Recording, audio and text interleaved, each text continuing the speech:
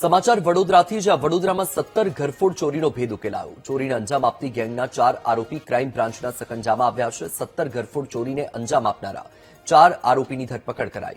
આરોપીઓ પાસેથી કુલ 11 લાખથી વધુનો મુદ્દામાલ જપ્ત કરાયો છે. આરોપીઓ વિરુદ્ધ અગાઉ 14 ગુના નોંધાયેલા હોવાનો ખુલાસો થયો. રોહિત નામનો આરોપી સુરતમાં ગુજસી ટોકમાં વોન્ટેડ હોવાનું પણ સામે આવ્યું છે.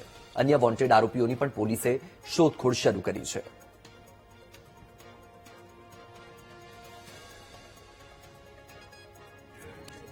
अलग अलग विस्तारों में पेट्रोलिंग करते हैं।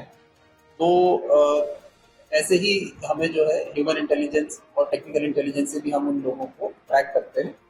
तो हमें जो है बातमी आई कि मतलब उसको हम 3-4 लोग थे, उनको हम ऑलरेडी कुछ वो घटनाएं मतलब गरफोड़ कर चुके थे, उनको हम ट्रैक कर रहे थे। फिर एक बातमी आई कि वो लोग अभी रिसेंटली उन्होंने एक घरफोड़ की है, जिसके जो मुद्दा माल को वो आपस में डिवाइड करने के लिए वो जो है एक जगह पे इकट्ठा होने वाले थे।